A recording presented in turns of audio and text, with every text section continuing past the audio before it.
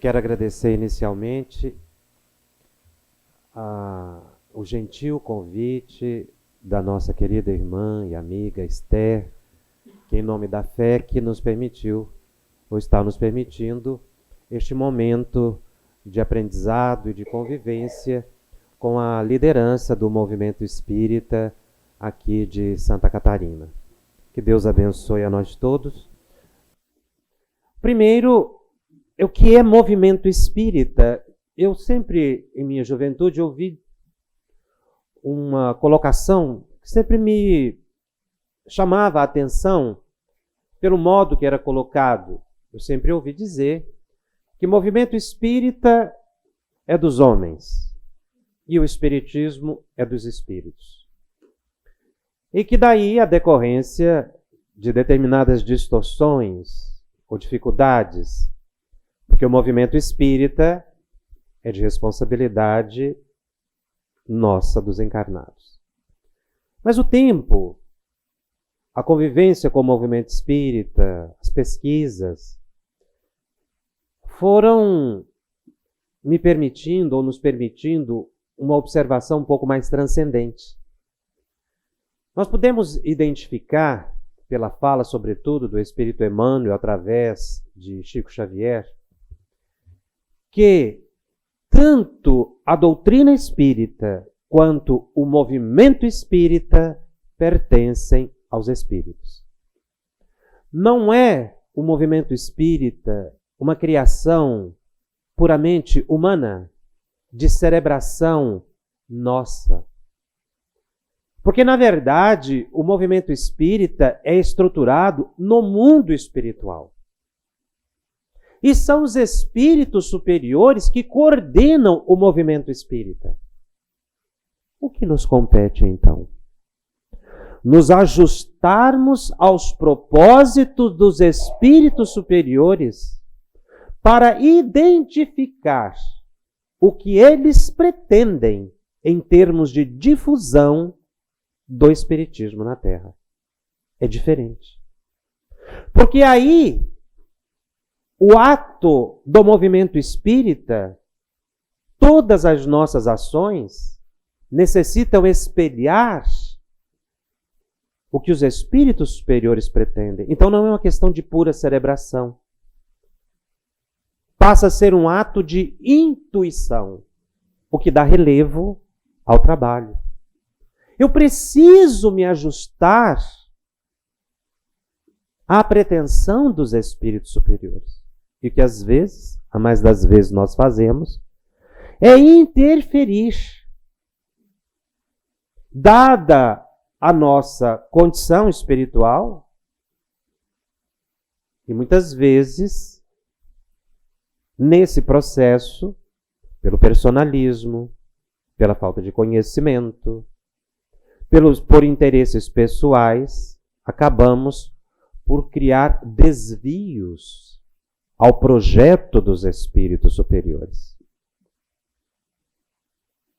A ideia da organização federativa provém dos espíritos superiores. É uma idealização de Ismael. E quando nós falamos de Ismael, nós estamos falando do próprio Mestre Jesus, dada a identidade dos pensamentos. Então não foi por acaso que se estruturou o movimento federativo brasileiro.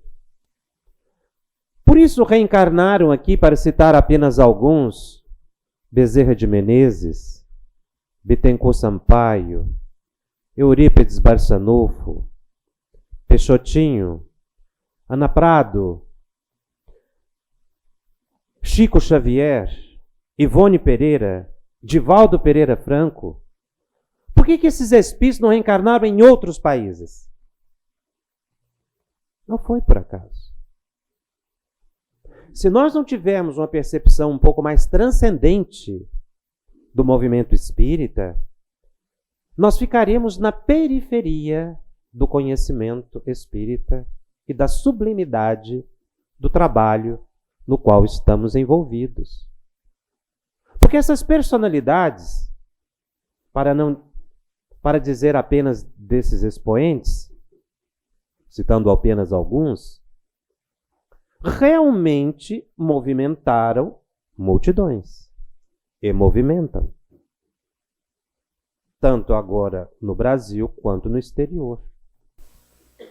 Em todas as regiões do Brasil, nós vamos identificar hoje, com seus 80, 85, 90, se estivessem encarnados com 100 anos, trabalhadores anônimos que doaram a vida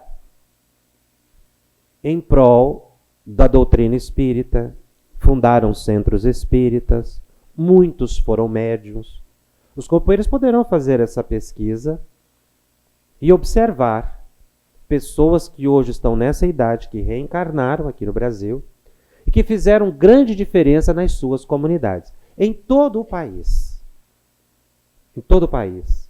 Me chamou a atenção esse mesmo fato na Amazônia, no norte. Em pessoas reencarnaram com a mediunidade estonteante, transformaram a casa em centro espírita, fundaram centros espíritas. Então, essas pessoas também reencarnaram, os missionários anônimos, e isso, reencarnando no Brasil, fortalecer o trabalho desses expoentes e fez com que o movimento espírita brasileiro se tornasse a rede que é. Nós vivemos numa rede coordenada pelos espíritos superiores. O que às vezes nos falta é a percepção dessa rede, mas ela já existe. E por falta de percepção, nós não fortalecemos os vínculos.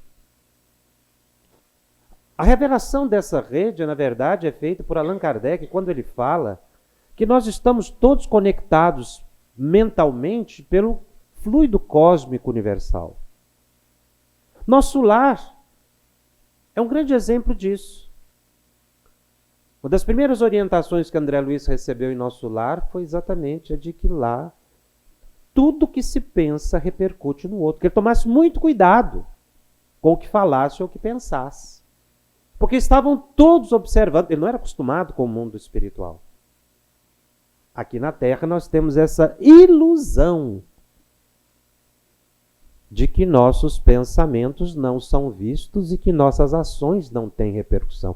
Mas isso é uma mera ilusão.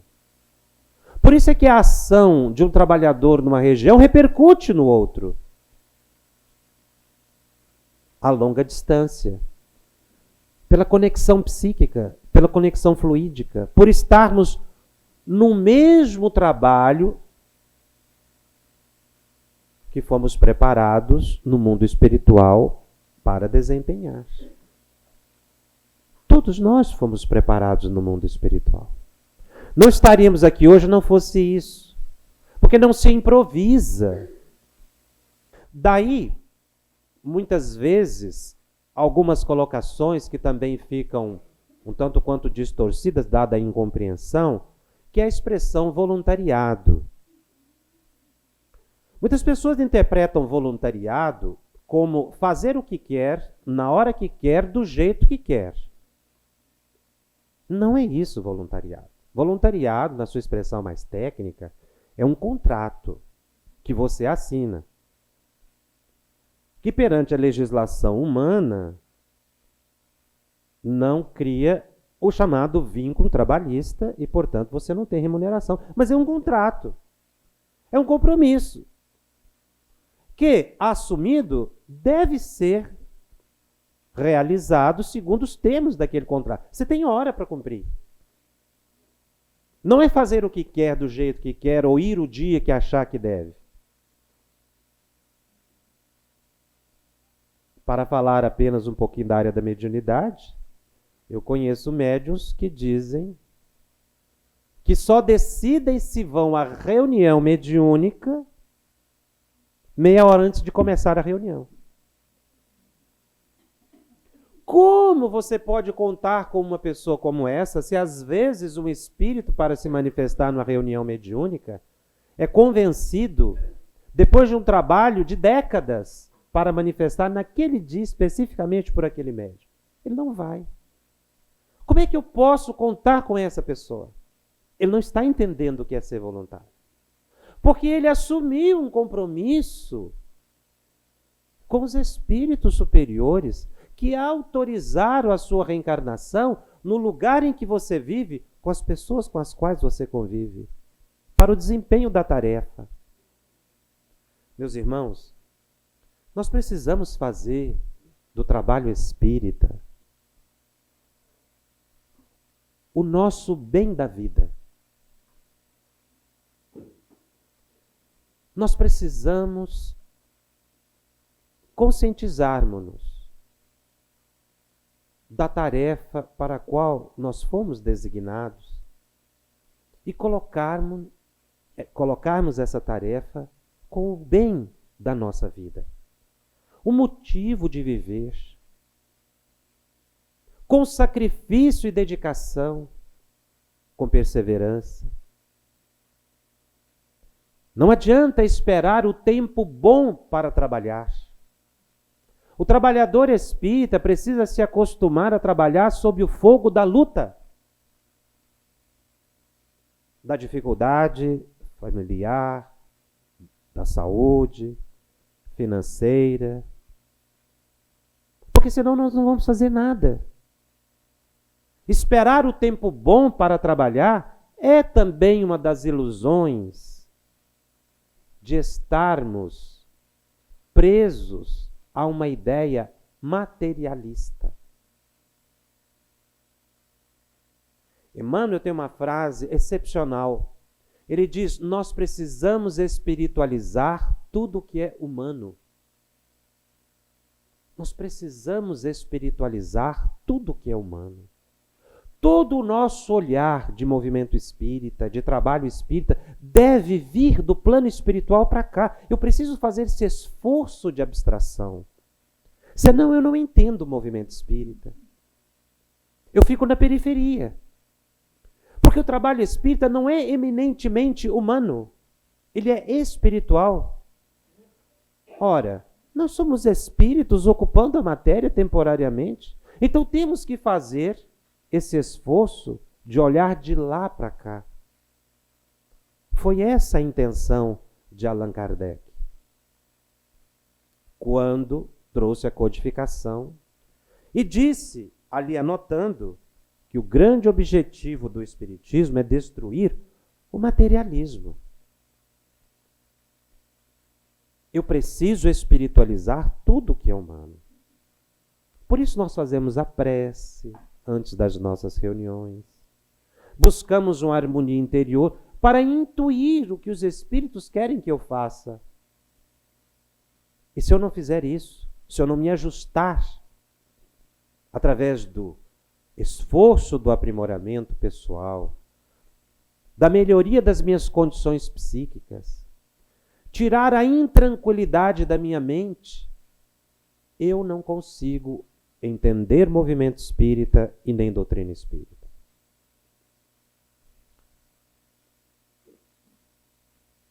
Há uma outra observação pertinente na questão da formação do trabalhador, além dessa conscientização, é observar uma grande diferença que existe entre informação e conhecimento. A informação constitui-se na coleta de dados ou no conjunto de dados e fatos e fenômenos escritos que a gente tenha sobre determinado assunto. Mas informação não é conhecimento. Eu preciso transformar informação em conhecimento. E como eu faço isso? Dando uma utilidade à informação. Às vezes a gente utiliza como sinônimo e alguns dicionários até colocam como sinônimo informação e conhecimento. Mas é profundamente diferente. O dado trabalhado e posto em prática torna-se conhecimento. É por isso que nós precisamos estudar sempre. Participarmos de reuniões, de troca de experiências, de permuta de ideias, nos debruçarmos com interesse no estudo aprofundado dos livros. Nisso que a academia chama de formação continuada, é uma expressão que hoje entrou até mesmo para a legislação para a legislação brasileira, para tirar o indivíduo do comodismo, porque no ambiente profissional, hoje os profissionais, sobretudo da educação, por determinação de lei, devem, depois de concluírem o curso superior, no dia a dia da escola, continuarem fazendo cursos para o seu permanente aperfeiçoamento, que não termina nunca. É a formação contínua ou continuada. E quando a gente observa que essa expressão, ela hoje adentra a legislação, é porque, se depender do indivíduo, ele não faz. Então, hoje, a lei determina. Mas no Espiritismo não pode ser assim. A ideia é a mesma. Porque os Espíritos é que estão dizendo, nós precisamos estudar sempre. A doutrina está à frente da lei. Então nós temos que aderir espontaneamente aos programas, projetos, cursos, encontros, numa busca de formação contínua, a benefício de quem? De nós mesmos. Para o nosso aperfeiçoamento e espiritualidade. E por que isso em Espiritismo? Para que nós possamos transformar a informação espírita em conhecimento, em bem da vida. Porque nós estamos numa doutrina que é uma doutrina pura. O Espiritismo é uma doutrina pura. O que é uma doutrina pura? O Espiritismo não decorre da evolução do pensamento de outras doutrinas. Ela surge na Terra por informação dos espíritos superiores. Então Kardec não evoluiu o pensamento de um filósofo do passado para concluir o Espiritismo. Como nós vemos em vários ramos da ciência, que estamos hoje num determinado estágio científico decorrente da evolução de pensadores, de filósofos, de pesquisadores do passado, que os pesquisadores e filósofos atuais foram então desenvolvendo o pensamento na medicina, na pedagogia, não é? No direito, enfim. Isso tudo foi evoluindo a partir de pensadores do passado. Daí nós encontrarmos nessas ciências várias mesclas de filósofos e pensadores e pesquisadores da antiguidade, da Idade Média e do presente. Mas Espiritismo não é assim. Espiritismo é uma doutrina pura. Ela não é a mescla de outras doutrinas. Então é uma ciência nova. E por ser uma ciência nova, se eu não me debruçar para conhecer essa doutrina e ter condições interpretativas, conforme os espíritos superiores desejam, eu não consigo transmiti-la adequadamente. Ela vai ser transmitida segundo as minhas concepções pessoais, a minha experiência pessoal, meu personalismo, as ideias que eu vou atribuir à doutrina. Por isso é que tem muita casa que coloca lá na frente espírita, mas não pratica nada de espiritismo lá dentro. Por que a casa ostenta o título de casa espírita, mas não tem uma prática espírita? Porque não houve uma condição interpretativa adequada dos ensinos contidos ou trazidos por Allan Kardec. Então a pessoa faz o espiritismo à moda da casa, ou segundo o entendimento pessoal, porque não estuda. Porque a pessoa acha que pode fazer o que deve dizer que aquilo é espiritismo. Não é. Isso não é ortodoxismo ou atavismo, como muitos dizem. Mas é a própria interpretação da doutrina que nos leva a esse entendimento. Kardec disse, e anota, nós temos em obras póstumas, que nós chegaríamos a um ponto de ter uma interpretação única do Espiritismo. Isso nos uniria, impediriam as divisões, os cismas, né? As rachaduras. Por quê? Porque se nós tivermos a mesma interpretação, teremos a mesma conduta. Isso é união. Por que no Espiritismo ocorrem tantas divergências? Por erro interpretativo. Há um fenômeno estranhíssimo no movimento espírita, né? Que é o brigai-vos e multiplicai-vos.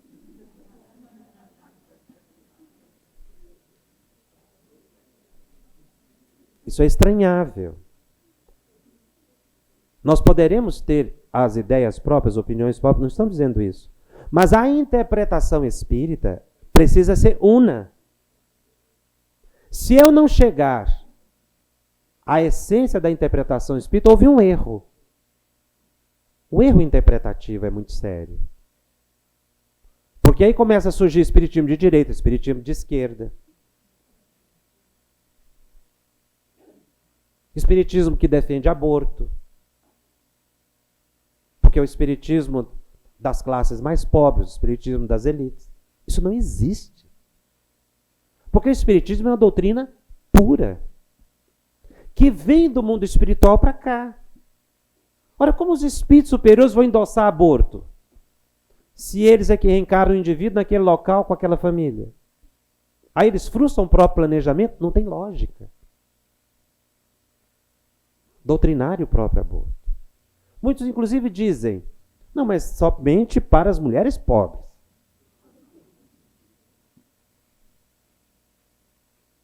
Eu achei um caso muito interessante de Chico. Toda vez que fala que a pessoa que nasce em situação de miséria sempre está naquela condição em decorrência de erros do passado. Mas certa vez o Chico estava com um grupo de amigos e passou um morador de rua, um esmolé, do outro lado da calçada. O Chico estava conversando com os amigos, pediu licença, foi do outro lado e ficou ali.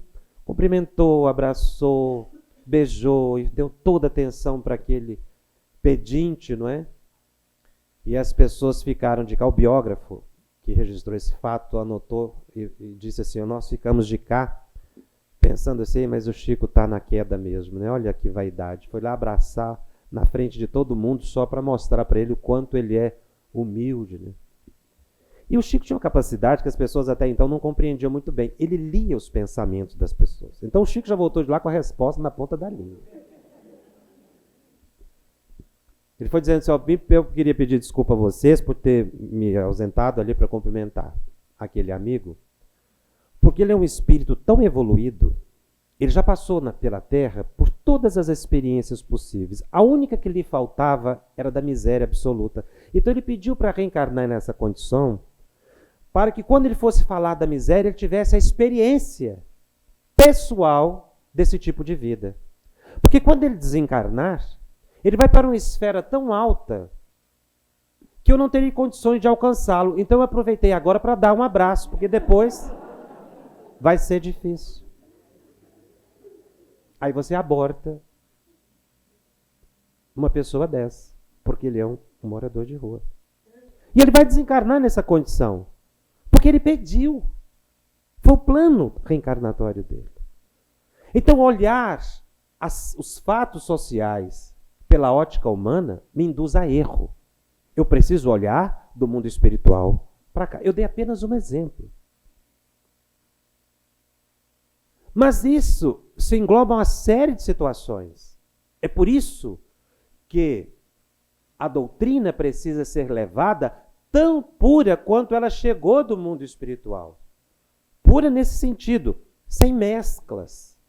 Sem eu induzir na doutrina, ou tentar incluir na doutrina, ideias materialistas, humanas, decorrentes de falta de conhecimento ou de erro interpretativo. Por isso que Oswaldo Melo coloca num trecho belíssimo, porque nós precisamos estudar, conhecer. É interessante ele usar a palavra conhecer, porque ele elimina ele supera, melhor dizendo, a questão da informação. Porque a gente fica muito na informação, na superficialidade do dado. Às vezes a gente até lê uma obra espírita e não entende. Por isso que a gente precisa estudar em grupo. A pessoa não compreende. Uma senhora me chamou e falou, uma senhora que tinha começado a estudar a doutrina espírita,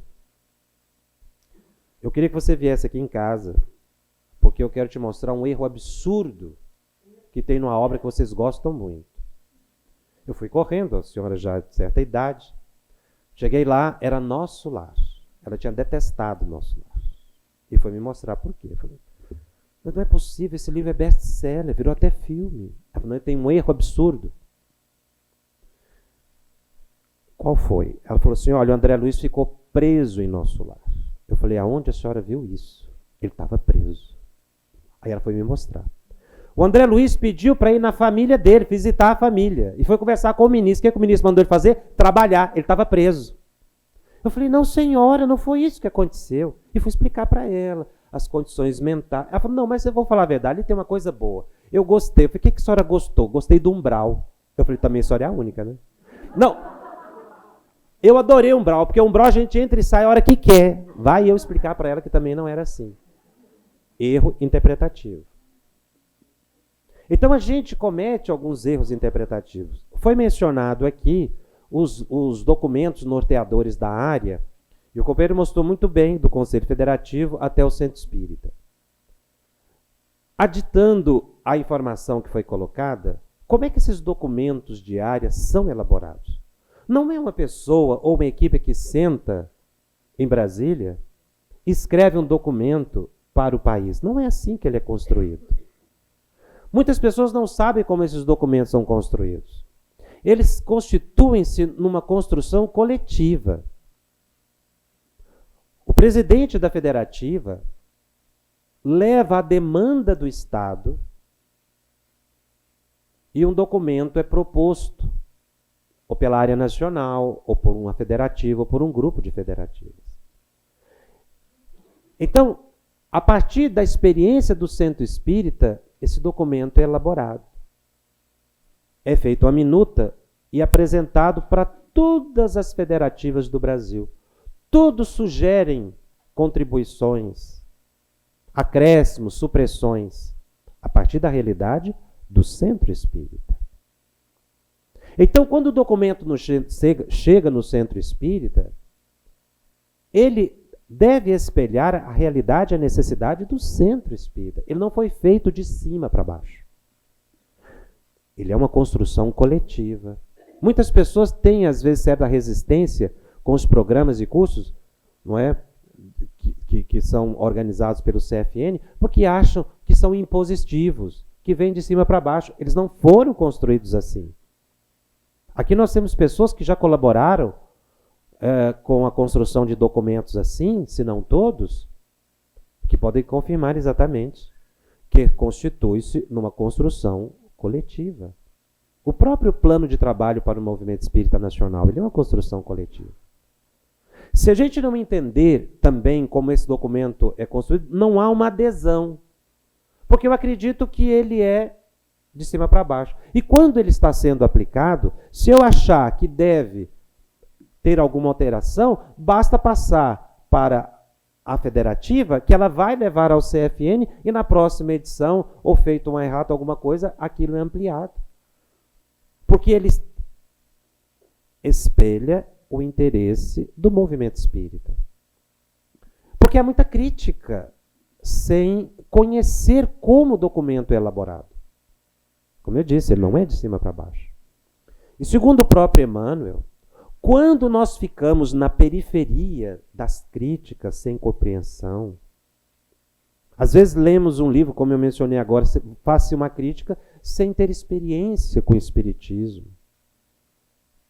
É porque nós não atingimos a essência da alta espiritualidade. O próprio Jesus ainda é visto hoje como revolucionário. Ele não foi. Porque as pessoas não conseguem entender a essência espiritual dos ensinamentos de Jesus. Isso estamos falando em termos de humanidade.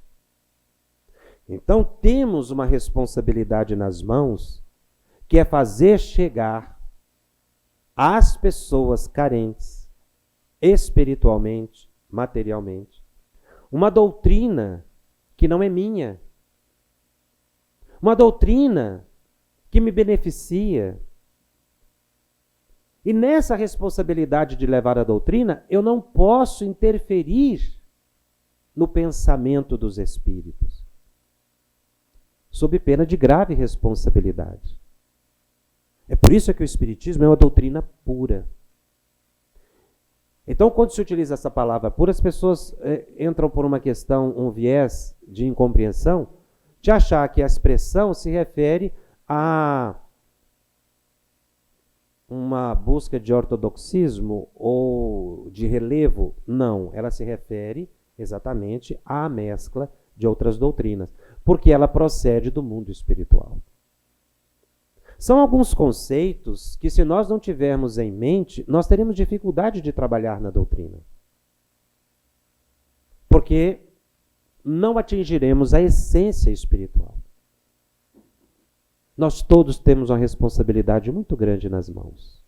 Como liderança regional, existe uma comunidade inteira aguardando a nossa decisão.